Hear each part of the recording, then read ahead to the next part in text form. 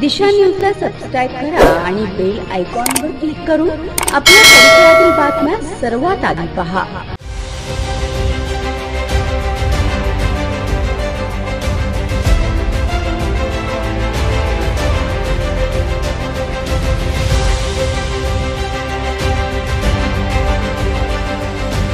वटपौर्णिमा हा हिंदू धर्मातील एक महत्त्वाचा सण मानला जातो।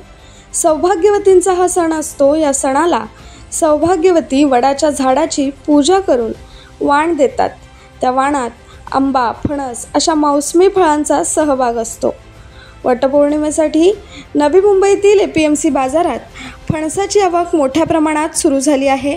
इथे येणारे फणस हे कर्नाटक आणि तमिळनाडूमधून येत आहेत, परंतु वाहनांच्या कमतरतेमुळे फणस हव्या तितक्या प्रमाणात येत नसल्याचे व्यापाऱ्यांनी सांगितले आहे।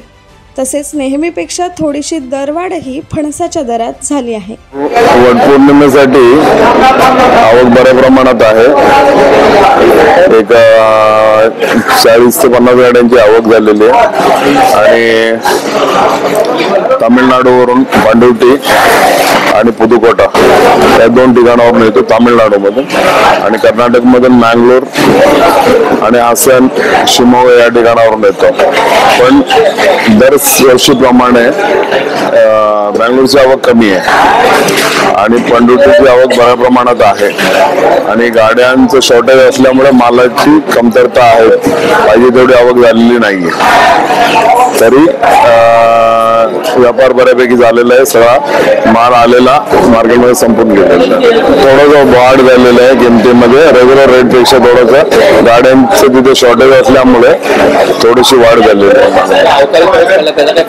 अवकाळी पावसाचं काही जास्त काही फरक झालेला नाहीये, पण इथलं वातावरण चांगलं असल्यामुळे व्यापार चांगला झालेला आहे। महाराष्ट्रातून कोकणातून माल येतो, पण तो कोकणातला माल इथे चालत नाही।